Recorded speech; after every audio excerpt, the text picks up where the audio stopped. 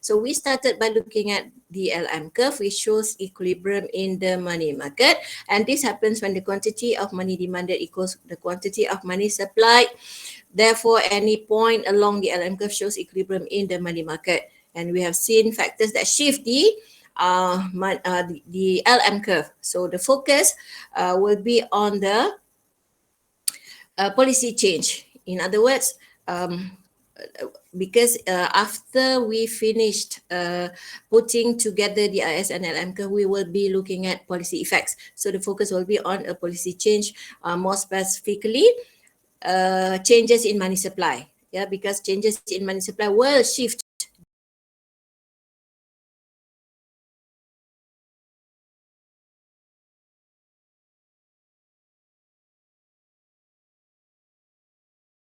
again. Okey je. Alright, jom.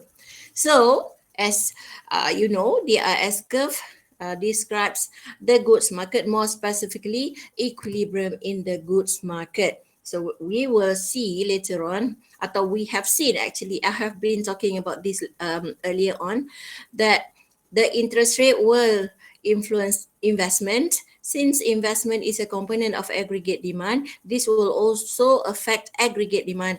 And finally, it will affect real output or income. This is nothing new. All right.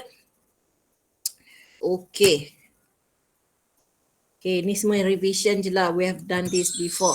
Okay, sekarang kenapa atau what is shown by the curve and kenapa nama dia DIS curve. Alright. So DIS curve shows the combinations of two variables, which is the interest rate on the vertical axis and real income or output on the horizontal axis, for which the goods market is in equilibrium. Take note that the definition is nothing different compared to that for the LM curve. The only difference is that we change the market. The LM curve shows all combinations of interest rate and real income for which the money market is in equilibrium. So now we just change this market because the IS curve shows the goods market. All right, so there will be many combinations of the two variables which bring the goods market into equilibrium. All right. This happens when the quantity of goods demanded equals the quantity of goods supplied in any market at all. You have seen a few markets before. In any market at all, equilibrium happens when the quantity demanded and quantity supplied are equal. All right. For the goods market, this is equivalent to total investment, or sometimes it is known as desired investment, equals desired or total saving. All right, so I'm going to do this very quickly. This is the condition for equilibrium in a simple economy. We call it a simple economy because this economy consists of only two sectors, the household sector, and this is the spending by the household sector, and the firms or the business sector, this is the spending made by them. So income consists of spending by the two sectors, C plus I. D stands for desired, which means total. I can just leave the letter D out. We can just say Y equals C plus I. But if you have an income, if you have some amount of money in your hands, what can you do with the money that you have? Okay, the answer is you can spend or save the money. So income is also consumption plus saving. Okay, it is the amount that you spend and the leftover will be saved. So I have two things which are the same. Okay, C plus I is income. C plus S is also income. So C and C will cancel out. That will leave us with only I, total investment, which equals total savings. Therefore, this is actually where the IS curve gets the name. Yeah, because along the IS curve, the quantity of investment and the quantity of saving must be equal. The goods market is now in equilibrium. Please recall that total saving here is not just saving by you and me, the private sector, but it is also saving by the government sector. All right, jom. We want to derive the IS curve But before that, let's recall. Tadi saya kata DRS curve. The name comes from this investment saving. Sometimes it is called investment saving curve. Yeah, investment, the quantity of investment and the quantity of saving are equal, and therefore along the IS curve, we always achieve equilibrium in the goods market. All right, and graphically, we can show this by intersection between investment and saving curves. All right. I'm going to skip this because this is what we have done earlier. Awak dah tengok banyak kali sebenarnya. So let's derive the RS curve. There are two approaches that I'm going to show you. Okay, I'll start with this one. So all of you, this is the saving investment diagram. Okay, this is the goods market in other words. All right, the downward sloping curve represents investment. You know that investment is negatively related to the rate of interest. That's why it is downward sloping. And this one is saving curve, and it is upward sloping because an increase in the interest rate will encourage people to save more. So they are positively related. All right. So the graph on the right relates R and Y. So this is the IS curve. Yeah, I'm going to draw the IS curve in this graph. Yeah, but because the IS curve shows equilibrium in the goods market, I will derive this curve from this graph on the left, the goods market. All right, so we'll start with, okay, the original equilibrium point, EO. So this is where the quantity of saving equals the quantity of investment, and we will be able to determine the rate of interest that equilibrates the goods market. All right. And here I draw this saving curve to correspond with this income level YO. So this is the saving curve when the income level is YO. So actually I already have 1 point in the second graph. Yeah, this is the combination between this rate of interest RO and this income level YO. Okay, so I already have 1 point. Let's say the point is here. Okay, we need just another point. If we have another point, we can join the 2 points and we can draw our RS curve. So let's assume, okay, income level decreases. So when you have less income, you will spend less, you will also save less. So the whole saving curve will therefore shift to the left like this. Okay, so sekejap ya. Okay, so the new saving curve here corresponds with a lower income level. So YO has decreased to Y1. That's why our saving curve shifts to the left. And therefore, if the rate of interest still remains RO, we will have a problem. What is the problem that we'll be facing? The quantity of investment and the quantity of saving are no longer equal. So we have excess investment over saving. And because of that, this rate of interest will be pushed upwards until a new equilibrium is established at this point of intersection between the new saving curve and the existing investment curve. So interest rate must increase. So we have two combinations actually, the equilibrium points are EO and E1. Okay, so point EO corresponds with RO and YO, and another point E1 corresponds with R1 and Y1. So we will be transferring the information that we have here to the second graph to draw our RS curve. So the first combination, when income level is YO, interest is RO, so we'll be at this point, which is point EO. Okay, when income level drops to Y1, okay, the interest rate that is required to re-equilibrate the goods market increases to R1, and therefore we'll be at this point here, which is E1.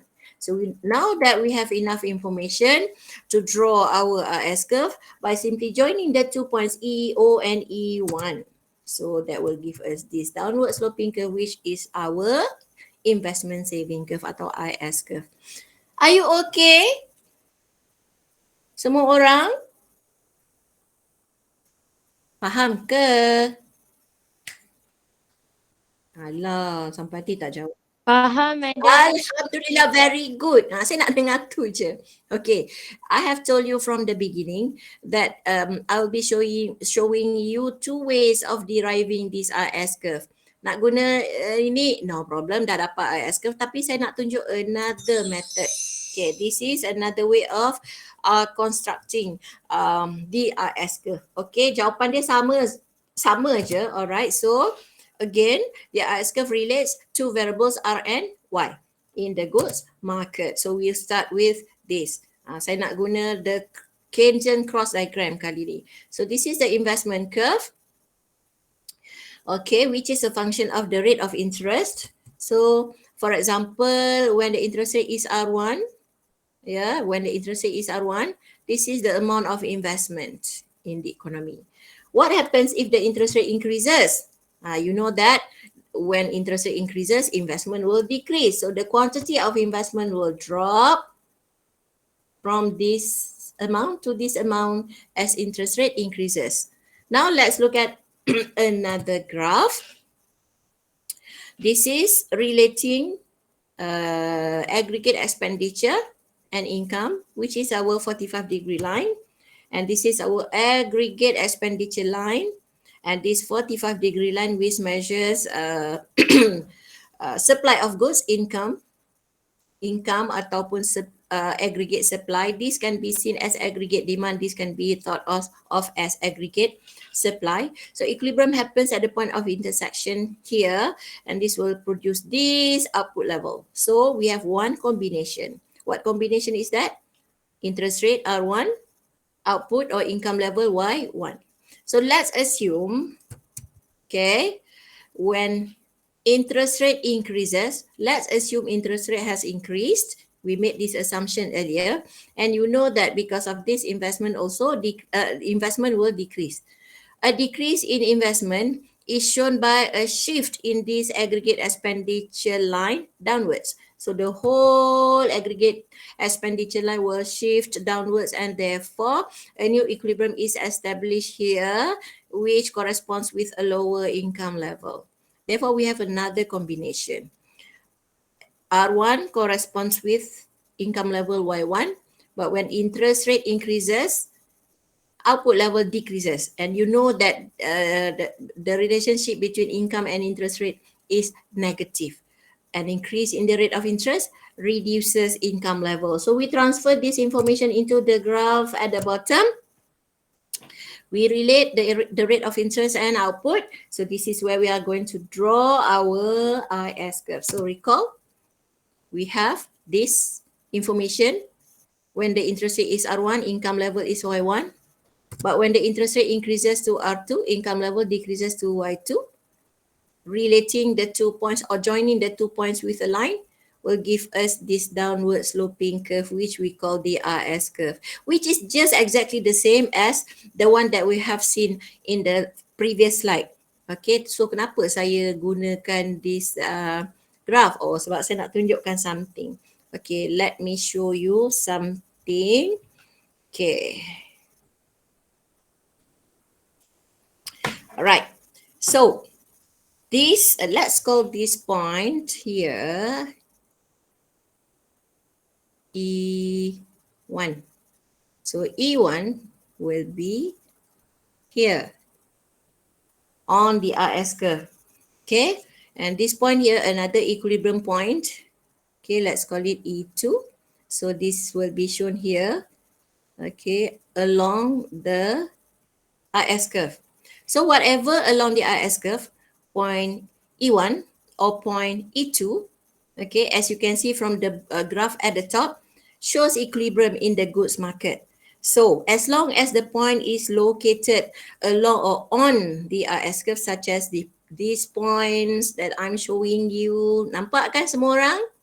Okay, I put in so many points, yeah.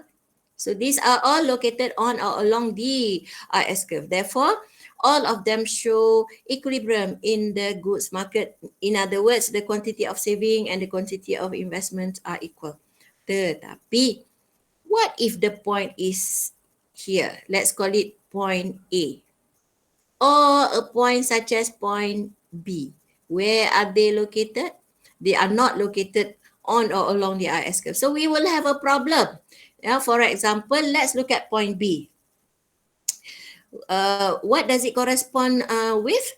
So point B actually corresponds with this income level Y1 and this interest rate R2. So what happens at this point? So let's go to the graph above to determine the problem that happens at point B. So where is point B? Look at point B. Income level is Y1. Interest rate is R2, which corresponds with this expenditure line. So actually, this is point B. Okay, point B is this point here. So sekarang, you can see this very clearly that we have a problem.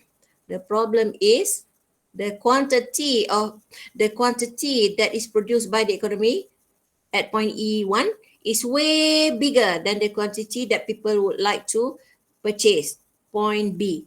So we have a problem of excess supply of goods. Yeah, people want only this macam mana saya nak tunjuk saya tanda right people want only this quantity, but the economy produces a much bigger quantity. So we have a problem, excess supply of goods. So this point B is located to the right of the IS curve. So it is not just this point, but any other combination of interest and output to the right of the IS curve represents excess supply of goods.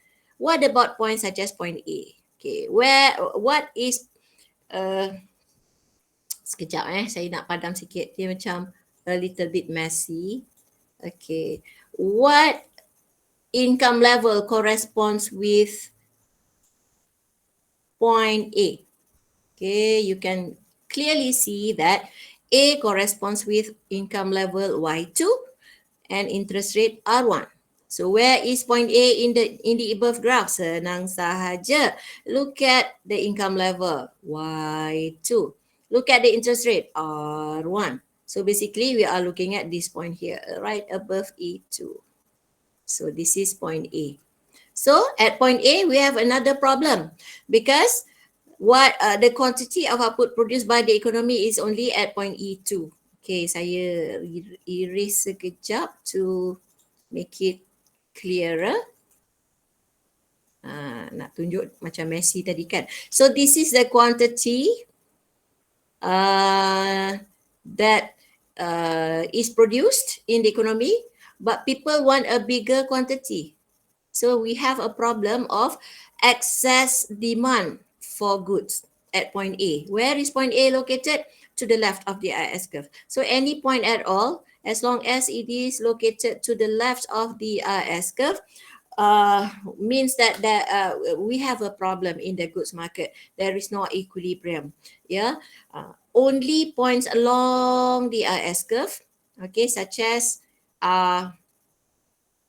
point E1, point E2, or any other point here along the IS curve show that the quantity demanded and quantity supplied in the goods market are equal and we have no problem. The market clears.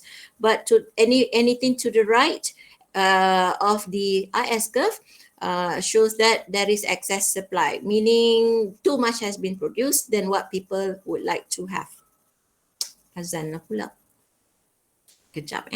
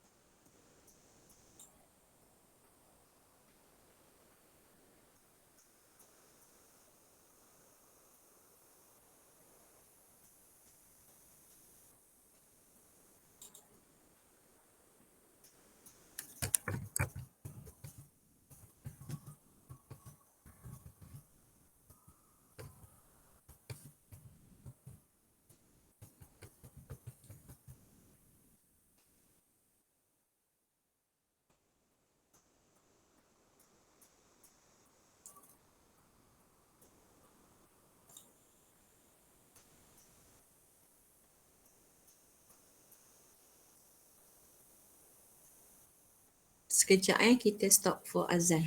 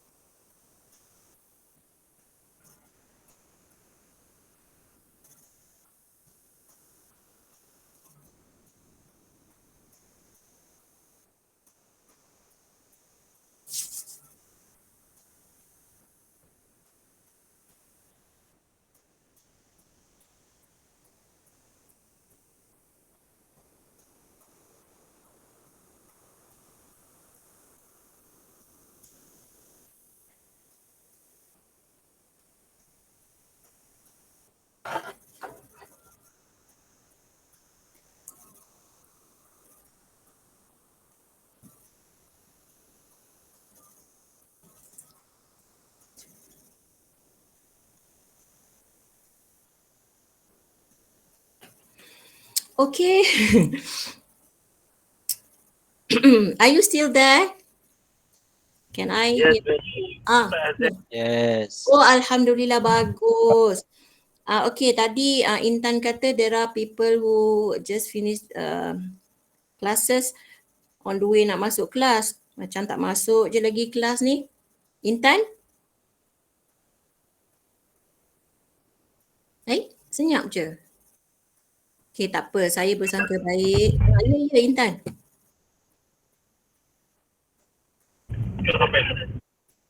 Oh, saya tak dengar. Tak apalah.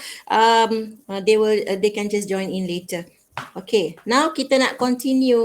Alright, I have just illustrated in the previous slide how to construct or how to develop the RS curve. Okay, let's now talk about the slope of the curve. Alright. Okay. Okay, tak apalah. Saya ingat saya nak ghostan. Sekejap. Saya nak tunjukkan balik yang ini. Okay. Okay, if you recall, okay, this is our S curve which we have constructed from this equilibrium in the goods market, and you can clearly see that it is downward sloping. So why is it so? Why is the curve downward sloping? Okay, actually, okay, from our discussion based on this graph, okay, whenever there is, for example, a decrease in the income level, when income level decreases, it requires the rate of interest to increase to restore equilibrium in the goods market. That is why the curve must be downward sloping. In other words, the relationship is negative. A decrease in income level requires an increase in the rate of interest. That's why it is downward sloping. So now, okay, I'm going to, we will go to look at the slope in more detail. All right, so this is what we have just concluded, that the slope is negative. But why are we interested in looking at the slope of the RS curve? Like what we have established in the previous lesson when we looked at the LM curve. This will determine whether the policy that the government implements, whether it is fiscal or monetary policy, will be effective or not. Yeah. And this is what I have just explained, why the IS curve has a negative slope, because whenever income is lower, interest rate must increase to restore equilibrium in the goods market. All right, so now we want to talk about the steepness of the IS curve, which is more important than only whether the curve is downward sloping or upward sloping. Yeah, we are talking about whether the curve is steep or flat. Okay, why is it so? Again, because it will determine whether the policy that the government implements is going to have a big impact on the economy, or it is not going to be very effective. And this will depend on the slope of the investment function. Okay, recall that the slope of the LM curve depends on the slope of the money demand curve, because we are talking about the money market. But now we move to the goods market. So the slope of the RS curve will basically depend on the slope of this investment function or investment curve. But the slope of the investment curve will be depending on interest elasticity of investment. Okay, please take note. All right, you have to use the complete term. Yeah, this is interest elasticity of investment. Yeah, you cannot just say, oh, the slope will depend on interest elasticity. Why? Because actually there are two. Yeah, we are talking about whether interest elasticity of money demand or interest elasticity of investment. So please be specific. The slope of the RS curve will be depending on the interest elasticity of investment. Okay, in a short while, I will be explaining to you what is meant by interest elasticity of investment. So whether the RS curve is steep or flat, it will depend on how sensitive investment is to changes in the rate of interest. If people are very sensitive, a small change in the rate of interest will change investment a lot. And in this case, um, the interest elasticity of investment is said to be high. All right. So the interest elasticity of investment will basically determine the slope of the money demand curve, which later determines the slope of the RS curve. So we have three things we are talking about. Yeah, we want to look at the slope of the RS curve, but this will depend on the slope of the investment curve. But this will be depending on the interest elasticity of investment. Therefore, interest elasticity of investment will determine the slope of the RS curve. Now, let's talk about interest elasticity of investment. What does it mean?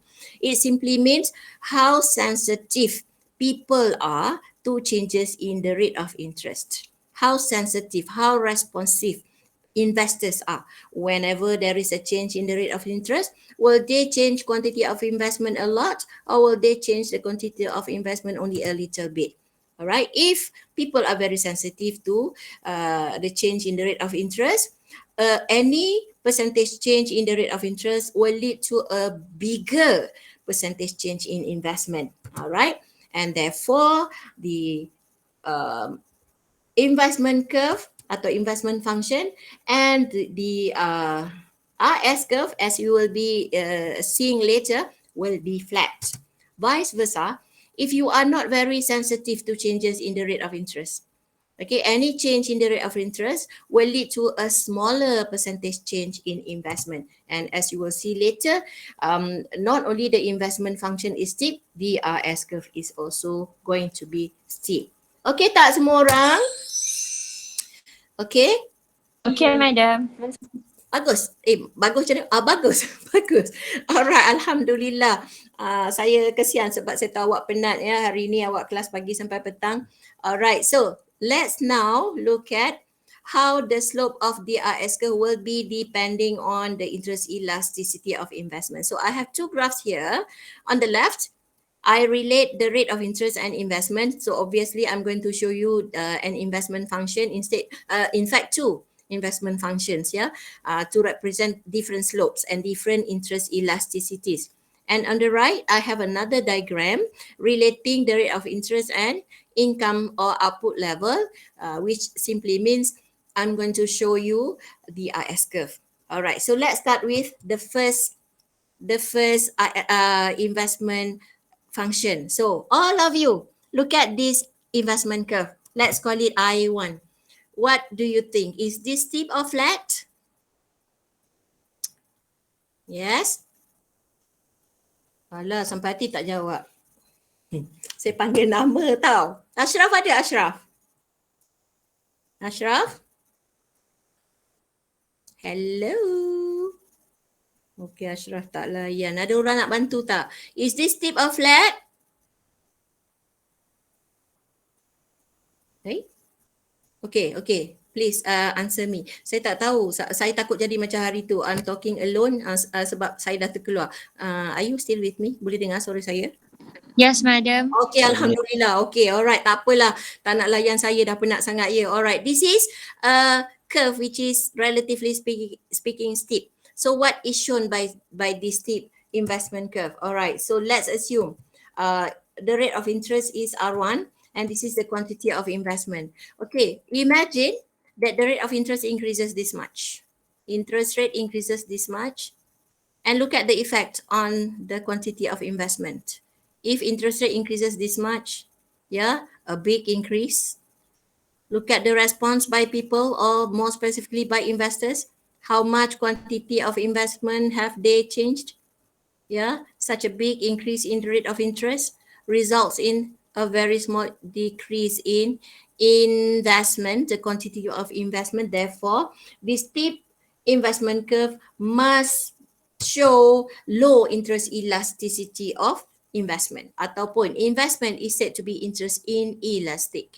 So any change in the rate of interest such as a fall to let's say R2, any change in the rate of interest will lead to a smaller increase in investment. You know the relationship between interest rate and investment. Whenever interest rate decreases, the quantity of investment will increase, but the increase is so small. And because investment is a component of aggregate demand also increases when interest rate decreases. But because the increase in investment is so small, aggregate demand increases by such a small size as well. And because of that, the resulting effect on income level will be small as well. So let's look at the effect, okay, in the second graph. So we know the original combination is between R1 and Y1. This is the resulting ataupun this is the income level when the investment level is Y1.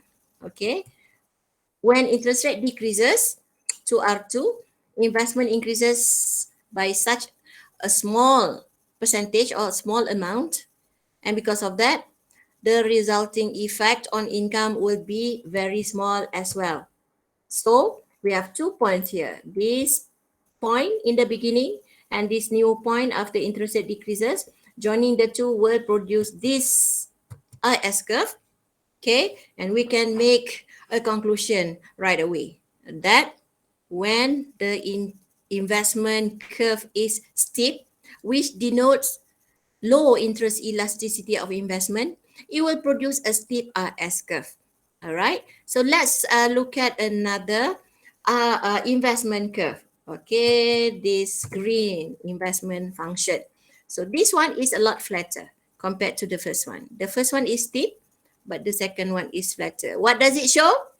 It shows high interest elasticity of investment, which means that any change in investment will lead to a much bigger change in, any change in the interest rate, in the rate of interest, will lead to a much bigger percentage change in investment. For example, the same decrease in interest rate as we have seen earlier.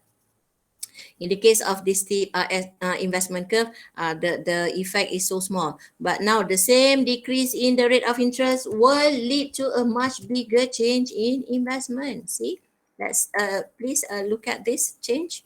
The same drop in interest rate has led to much bigger increase in investment. And because investment is a component of aggregate demand will increase a lot. And due to that, the effect on income will be going to be very big as well. So this is the new income level, okay, associated with this lower interest rate and bigger investment. So we start at this equilibrium point. Now the new point is this one. Joining the two will produce this S curve, which is much flatter. So what is the conclusion again? The conclusion is that whenever the investment function is steep, which means that there is low interest elasticity of investment, the RS curve will be steep as well, and vice versa. A flat investment function which shows high interest elasticity of investment will produce an IS curve which is also flat. Okay tak semua orang? Okay. Bagus. Okay, jom kita sambung ya. We want to look at factors that shift the RS curve. Okay, kita dah banyak kali bincang pasal shift ya. Okay, kalau saya nak ghostan banyak saya nak kena ke belakang, tak apalah saya sambung je. Alright. So, basically whatever variables on the vertical and horizontal axis. Okay, contohnya kat sini RS curve saya buang satu lah ya supaya tak messy. Okay, let's look at this RS curve. Whatever that happens to this variable on the vertical axis or this variable on the horizontal axis will move you ataupun will move the economy along the curve. Yeah, for example, we start at this point. Yeah, when interest rate goes down, we just move along the same curve to the right. Ataupun if income level drops, we start at this point, we will be moving along the same curve. Okay, but there is no shift in this curve. So, tajuk kita tadi shift in the RS curve.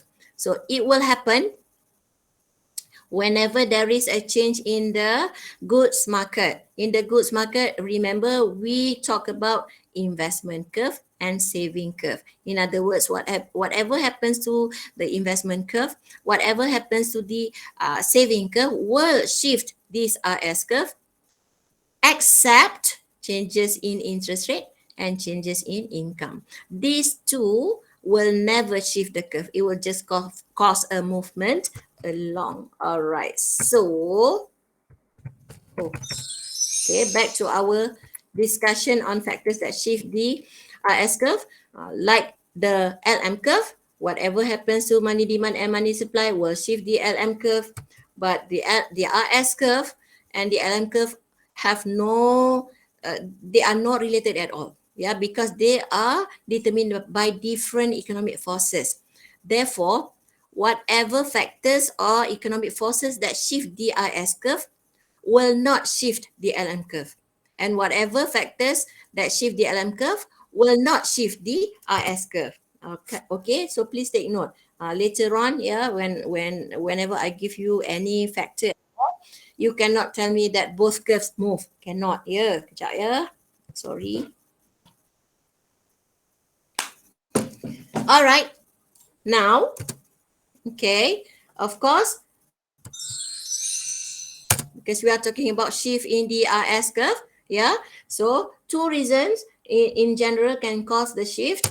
First is whenever there is a change in saving, and second whenever there is a change in investment.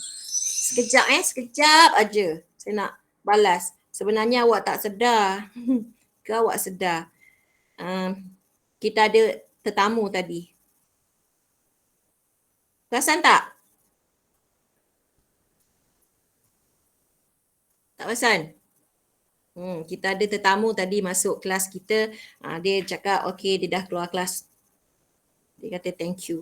Alright, so one factor is an increase in G. So kita tengok this 45 this Keynesian cross diagram.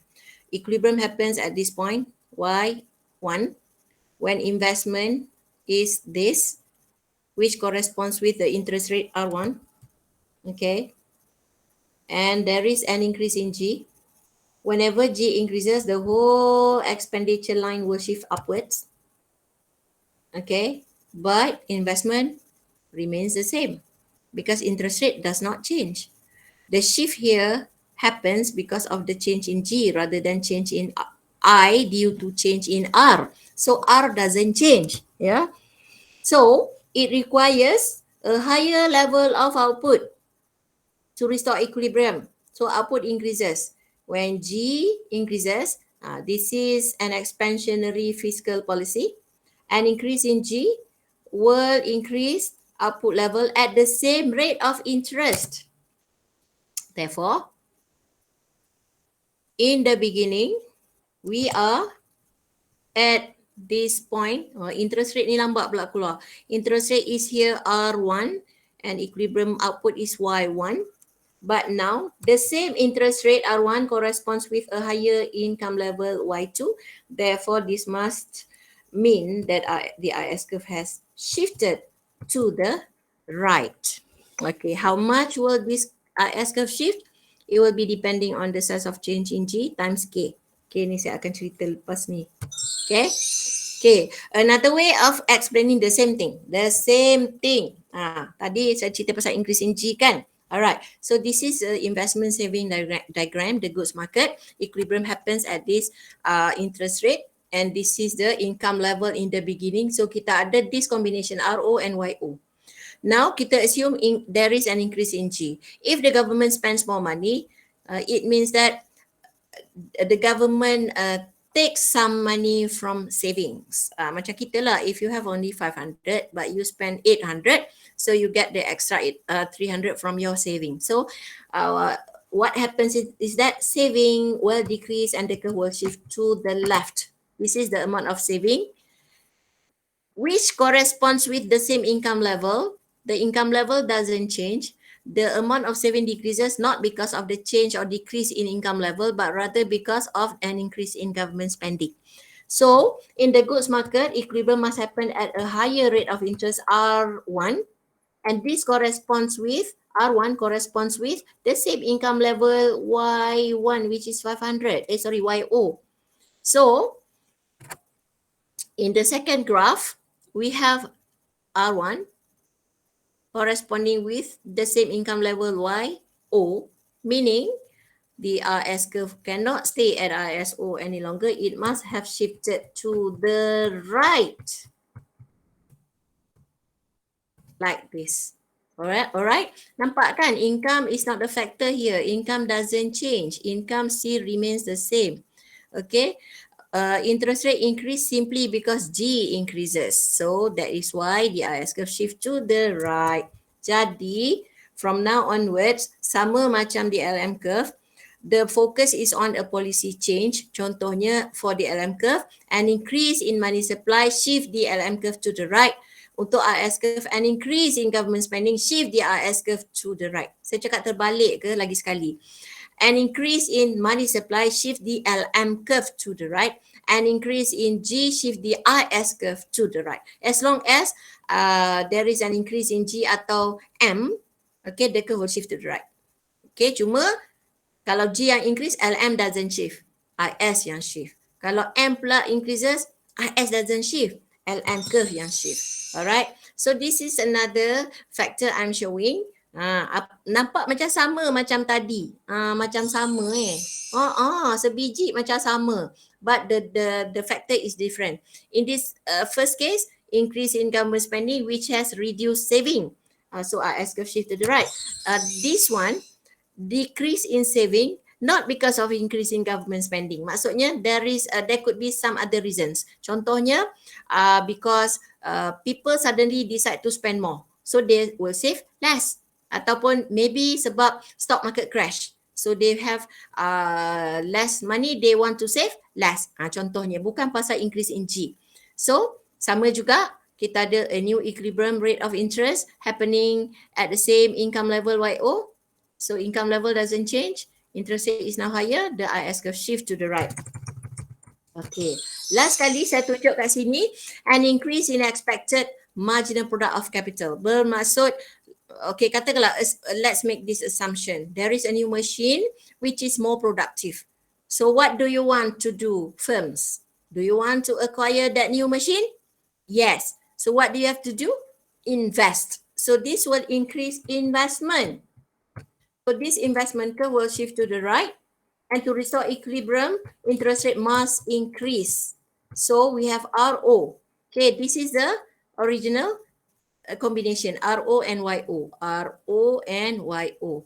The new combination is now R1 and YO. Still the same income level, but corresponding with a higher rate of interest. Bermaksud again, the IS curve cannot stay here any longer. It has shifted to the right. So whatever it is, if you want to see what happens to the IS curve, you have to show this graph. Tetapi by now, it is clear that you don't have time to do this anymore in the exam, for example. You don't have time to draw this IS, this saving investment diagram for you to know what happens to the IS curve. You just have to memorize or remember. Okay, the focus is on policy changes. So an increase in G or a decrease in tax, for example, will shift the IS curve to the right. Tak payah buat graf ni dah. Okay, so there are so many factors actually that can shift the IS curve. As long as the investment curve or the saving curve will shift, there will be a shift in the IS curve. So awak tengoklah benda ni kemudian, and I have this quick revision questions for you to practice. Okay, so this is the end of our discussion on the IS curve. Now we will continue. Gelapnya. Nampak ke saya? Gelapnya. Nak hujan. Are you okay? Boleh tak kita continue? Yes, madam. Okay, jom. Penat eh?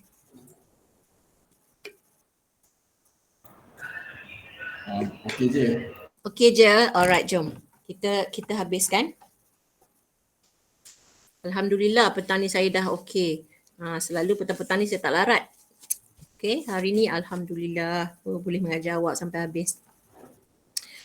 Okay, saya sekarang nak combine DIS and LM curves together to have a complete model. Okay, so this is what we call general equilibrium.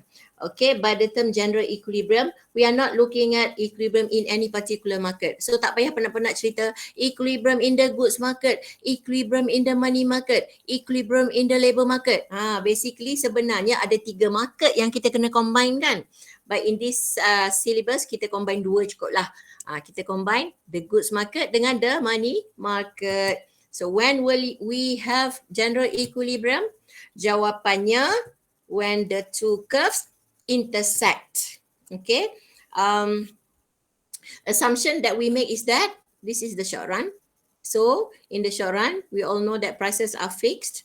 But later on, we will relax this assumption. Yeah, we will look at the case where, ataupun the case when the price level is no longer fixed. We are looking at the long run later on. So now kita focus on the short run dulu. As you know, one of the main roles of the SLM model in this general equilibrium is to arrive at this ADAS model in like 1 week's time, maybe, insyaAllah. Minggu depan, minggu lagi 1 ke, kita akan tengok ADAS model. Okay. Jom, lagi sekali. Ya, first kita boleh explain economic fluctuations using the RSLM model. Contohnya apa? Contohnya apa yang berlaku sekarang. Apa yang berlaku sekarang apa dia? Before and after election. Before election, uncertainties sangat-sangat tinggi. Semua orang macam tertanya-tanya, ya, semua orang macam siapa ya menang? Lepas dah tahu siapa menang, siapa ya yang akan jadi PM? Masa tu macam teruk gila stock market. Ringgit value memang teruk masa tu. Okay, lepas tu dah ada announcement, okay, siapa PM. Immediately stock market naik, immediately ringgit value naik daripada RM4.70, hampir RM4.80, tiba-tiba RM4.50. Melonjak dengan ganasnya. Alright, so we can actually show fluctuations in the economy due to, for example, economic ataupun political instability. Okay, so misal kata people become more confident because kita dah settle election, kita dah tahu siapa government, people have more confidence on the economy. So what will happen? Investment will increase. So this will shift the RS curve. And we can explain the situation using this RSLM model. Okay, we can also determine the effect of shocks to the economy on the interest rate and output. Okay, tiba-tiba contohnya people decide to save less. Apa jadi pada interest and output? Kita tahu akan ada shift in IS curve contohnya kan. Okay, and paling penting, most important of all, untuk subjek kita, untuk syllabus kita is how monetary and fiscal policy will affect the economy as a whole. Okay, what happens to the interest rate, what happens to output whenever the government changes their policy. All right. Okay, we will actually evaluate not just the effect but how effective the policy will be. So kita ada sama ada fiscal policy alone atau monetary policy alone, or combination of both monetary and fiscal policy. Again, general equilibrium is nothing but the equilibrium in both markets, the goods market and the money market. So the quantities demanded and quantities supplied in all markets are equal. So the goods market will be in equilibrium along the IS curve. The LM curve pula shows equilibrium in the money market. So if there is simultaneous equilibrium in the money market, we will be looking at a point of intersection between DRS and LM curve. Okay, contohnya, this is DRS curve and this is the LM curve. Both curves intersect at that point. So this point is what we call the equilibrium point, and we can determine the rate of interest that will be producing equilibrium in the goods market. Ni goods market at this rate of interest, kita berada on the IS curve, maksudnya goods market achieves equilibrium. But not just only that, kita juga berada along or on the LM curve. Bermaksud LM curve also, the money market also achieves equilibrium. So we will be achieving equilibrium in both the goods market and the money market, the general equilibrium. This is the term, general equilibrium, and income level is YO. Okay, there is neither excess demand or non-excess demand, excess supply. Whatever the economy produces, contohnya goods, the quantity of goods produced will all be purchased. The quantity of money supplied will all be demanded. So there is no problem of excess demand or excess supply. So there is no pressure on the rate of interest to move anywhere. Okay. So what will change general equilibrium? Jawapannya sama macam yang kita tengok sebelum. Whenever there is a shift in this curve or both of the curves. Okay, contohnya. Okay. Okay, kita ada dua. One is what we call monetary influences, iaitu whatever that changes whatever changes that happen in the money market. Yeah, and this will shift the LM curve. Okay, contohnya apa? Contohnya kalau government increase money supply, atau kalau tiba-tiba banking scam meningkat, money demand increases, ini akan shift money LM curve, maka general equilibrium will change. Ataupun kita ada real influences, iaitu whatever factors that shift the RS curve. Contohnya apa? Polisi lah. Kita cerita polisi, sama ada government spending changes atau taxes yang changes. Okay, jadi monetary influence, monetary policy, real influence, fiscal policy. Tetapi there are other factors yang akan change general equilibrium, not just monetary influence and real influences. In other words, bukan saja an increase in money supply atau change in money demand, bukan saja an increase in G atau T, other factors yang saya listkan banyak-banyak tadi kan, itu juga akan affect. Okay, let's look at fiscal policy dulu. Okay, semua orang tahu fiscal policy relates to the RS curve.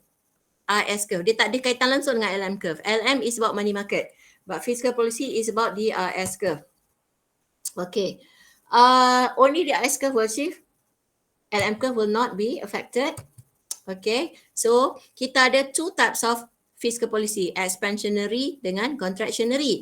Expansionary aims at increasing economic activity atau to stimulate economic growth. So this involves an increase in G or a decrease in tax or both of the two.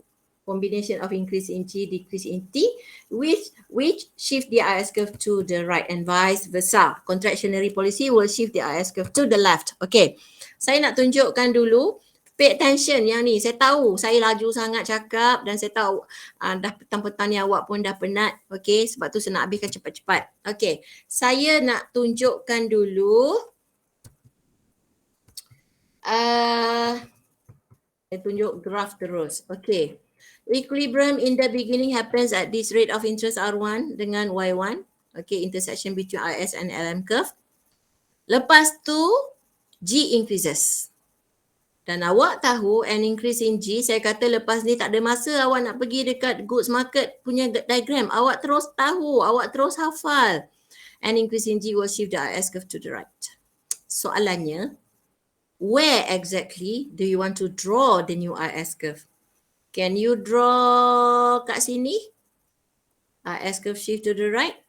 Ataupun in between lah saya draw kat sini, the new IS curve. Boleh ke tak? Okay, ni IS curve yang asal. Now, whenever G increases, kita tahu IS curve shift to the right, tetapi ke mana? Ke sini boleh tak? Rightward ke tidak ni? Yes, this is the rightward shift. Tapi boleh ke saya lukis kat sini? Boleh ke lukis jauh sikit? Boleh ke lukis dekat je shift dia? Jawapannya tidak. Kenapa?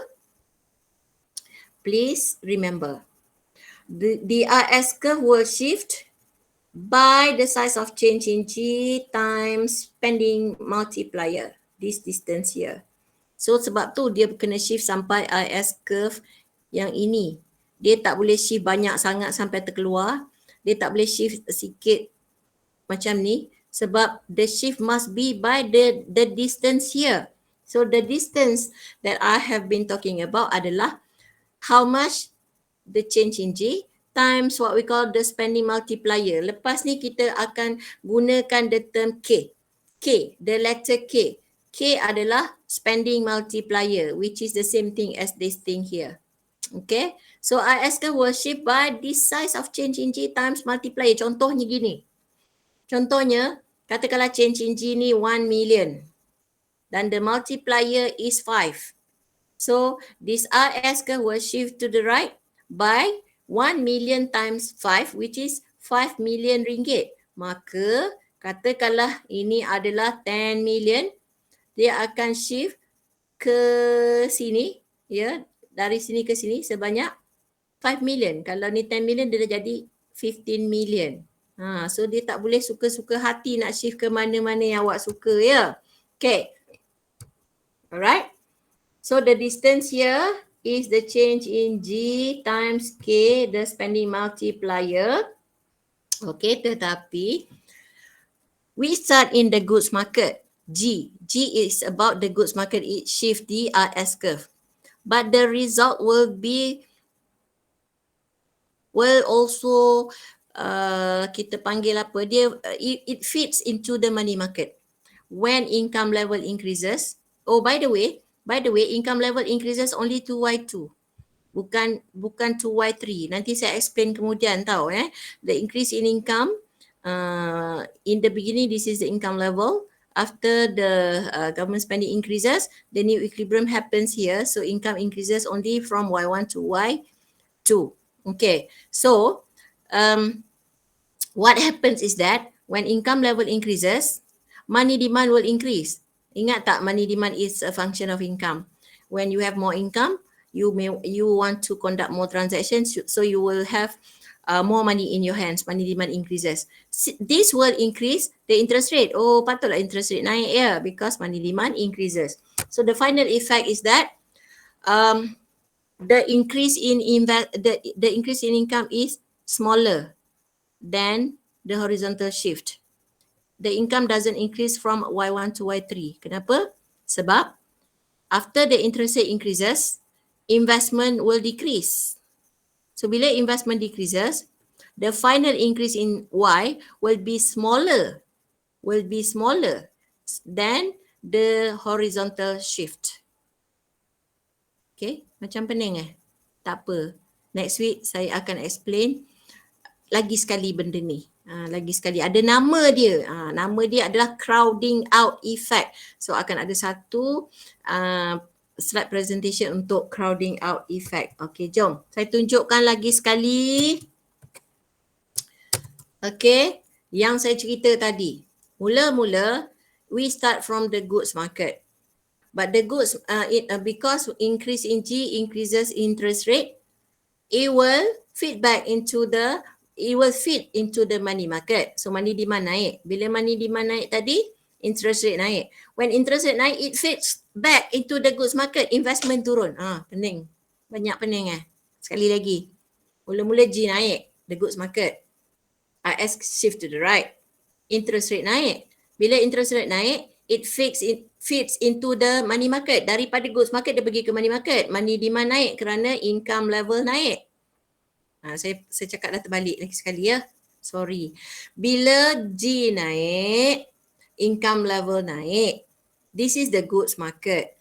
Bila income naik, it fits into the money market in the form of an increase in money demand. So bila money demand naik pula, interest rate naik. Bila interest naik, dia fits back into the goods market in the form of lower investment. Okay? So the overall effect will be on the output level, which increases less than what it should be. Okay. Yang ini saya tunjukkan a tax cut. A tax cut is similar to an increase in G. Because you pay less tax now, you have more cash in your hands for spending. So it should stimulate the economy. So the IS curve will shift to the right. How much will the curve shift? Sama juga. Bukan suka-suka hati nak shift ke mana, but by the size of change in T times T. Itu saya tak stresskan sangat ya. Berapa banyak tax tu dipotong kali dengan tax multiplier, which is the distance here. And sama juga macam tadi, the effect on income will be less than the horizontal shift. Okay, sama je reason dia. Okay, walaupun IS curve shift to the right, output tak adalah naik ke sini ya. Output naik hanya ke Y2. Okay. Reason dia sama sebab interest rate naik. Interest rate naik, investment turun. Akan berlaku crowding out. Okay, monetary policy pula, the effect is on the LM curve. Okay, clearly this is about the money market. So the LM curve will shift to the right but not the IS curve. Okay, kita ada dua juga, expansionary versus contractionary. Expansionary involve increases in money supply, contractionary involve decreases in money supply. So original equilibrium is this point, R1, Y1. Then what happens? The government increases nominal money supply, cetak duit baru. So after that, the LM curve shift to the right. And the shift pun tak boleh sebarangan. Dia mestilah by the size of change in money supply multiplied with money multiplier. So sama juga, kita kena ukur, tunjukkan the distance here. Okay, the effect is that interest rate must decrease. Okay, when interest rate decreases, dia akan fit to the goods market. Investment akan naik. Sebab itulah income naik. Alright, so investment increases causing output and income to rise. Okay, yang penting buat masa sekarang, the new equilibrium is now this. Interest rate falls, income level increases. Okay. Macam saya cakap tadi ya, an increase in money supply creates an excess supply of money, so the interest rate must decline. Bila interest rate decline, it fits into the goods market because investment must increase. Okay, and this will raise aggregate demand and therefore output level. Okay, kalau kita combine pula expansionary fiscal policy, expansionary monetary policy combine. This is what commonly happen in an economy. Okay, we don't usually increase only G or increase only M. Usually we combine both. This is what Malaysia has been doing for so many years. So, senang saja, an increase in G shift the RS curve to the right, increase in M shift the LM curve to the right.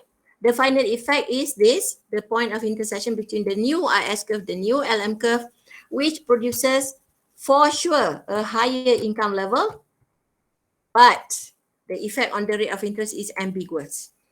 The effect on income is unambiguous. Confirm income level will increase. But interest rate can increase. It can remain the same. It can decrease depending on the size of the shift here. So yang saya tunjuk dekat awak ni, the shift in the RS curve is bigger. The shift in the LM curve is smaller. That's why interest rate increases. If the shift in the LM curve is a little bit more, ke sini. Okay, so what do you think happens to the interest rate? The interest rate will remain the same. But confirm, output level memang naik. If the LM curve shift even bigger, okay, what happens to the interest rate? Interest rate may decline. But the effect on income is unambiguous. Memang confirm income level increase in all cases. But the rate of interest may go up, may go down, may remain the same depending on how you draw, how big is the size of the shift in both of the curves. Okay, selain daripada real influences, monetary influences, kan saya cakap tadi there are many other factors. RS shocks, contohnya apa? Contohnya, ini dia. Okay, tiba-tiba the confidence on the part of the consumers and also firms increase. Tiba-tiba semua orang confident on the new government and the economic condition. Jadi IS curve mesti shift kanan. Okay, ataupun good news about the future of the economy. Kita yakin tahun depan ekonomi will be much better. Contohnya IS curve shift to the right. Okay, stock market boom and so on. Okay, dan kita ada LM shock juga. LM shock will shift the LM curve. Contohnya apa? Contohnya credit card fraud cases increase. Apa jadi? Money demand will increase. LM curve will shift to the left. Okay, stocks are riskier. Let's not hold stocks. Let's hold cash. Money demand increases. LM curve shift to the left again, and so on. Okay, these are some practice questions for you. Please try them on your own. And these are ini macam soalan final exam je ni. Okay, boleh try juga. Ini final exam, sorry. Setiap satu ni 10 markah. Saya tahu 10 markah sebab memang soalan final exam essay kita 10 markah. Semua soalan 10 markah. So practice. Boleh? Dah habis dah. Kita habis kelas awal.